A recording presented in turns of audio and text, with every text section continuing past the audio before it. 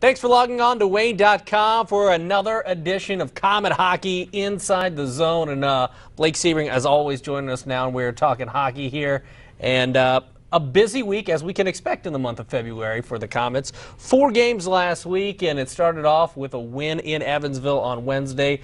That put the Komets in first place. A big win for them. And you always like to talk about the first period or the first game in a week. What do you take away from that?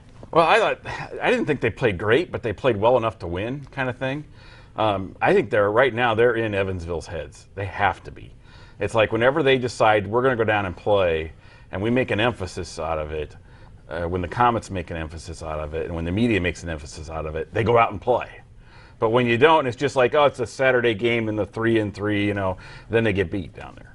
It's like, and that's kind of what this whole team is like right now. It's like, when they make an emphasis out of a game, they do well.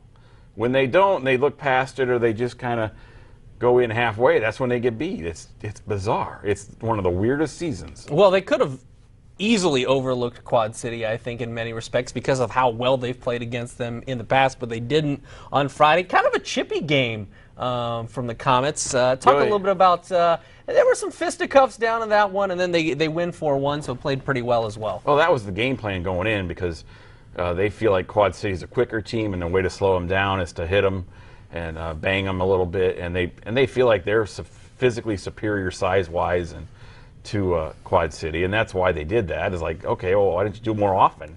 You know, and it's just like they just can't seem to get the consistent motivation for some reason. You know, because they could do the same thing to Dayton. I mean, Dayton's not. They got Robin Richards, but you know, I mean, Henley takes care of him pretty much, and other than that, they got nothing. You know, I mean, it's like, okay, why didn't you guys do that more often? And they just kind of whatever. You know.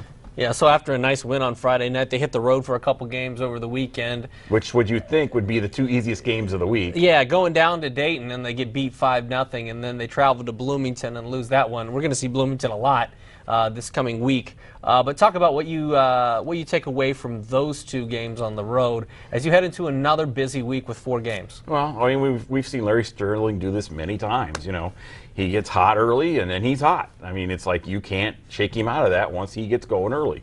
It's if you don't get to him early, you're not going to get to him. It's like a pitcher who's really good. If you don't get him in the first 2 innings before he gets warmed up and gets cranked up, you're not going to get him. And they didn't get him. I mean, they had 50 shots. They had probably, I guess 20 good scoring chances, but you know they didn't score. And you know it's like that when you gotta do something to shake things up, and they never did. And you take a look at Bloomington this week. They're going to play them tomorrow on Tuesday, and then on Friday here at the Coliseum. So coming off a 4-3 loss, they didn't play badly, but yeah, they did. Well, score-wise, it doesn't sound too bad. They played poorly. I mean, but they get a chance to make amends for it on Tuesday and then on Friday. What do you think you'll see from the Komets coming out? I don't know. I mean, you know, every time you think you get this team figured out, they'd won 4 in a row going into Dayton. You think, okay, so Larry got him. Big deal. That's happened before. So why do you go to last place Bloomington and just play so horribly? You know, there's no excuse for it. I mean, yeah, they'll probably come out really, really hard Tuesday night and play really hard at the start, and I'm sure Bloomington will expect it. And you know, it's so weird with this team. They're so fragile sometimes. It's like if they get the first goal, they're golden. You know, and if they have the lead going into the 3rd period, they're awesome. But boy, if they're behind, they're not catching up, and they just struggle so much to when it's not going right, they can't turn it around. And I'm not sure why. You would think with all the leadership on this team that they would be able to do that. That's what I was going to say with the veterans, with Colin and Leo and Benefield and some of the guys that have been doing it year in and year out. You'd think that wouldn't be a problem. They'd play even keel because they've played so many seasons. But and you know, and Nick is not exactly having a bad year either. You know, I mean, pretty good MVP maybe. He's 13-5-1 at home and he's 13-5-1 on the road. I mean, to have the same numbers on the road, and his home numbers are a little stronger, which is strange for Nick, but his road numbers are still really excellent.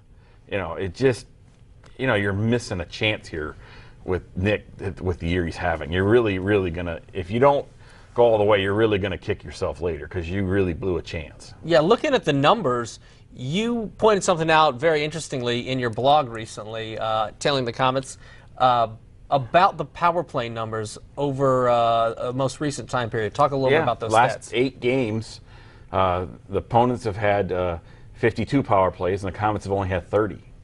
Now, you can say, okay, well, the ref had it in for you. All 8 games over 3 weeks, bull. That's not right. You're getting outworked.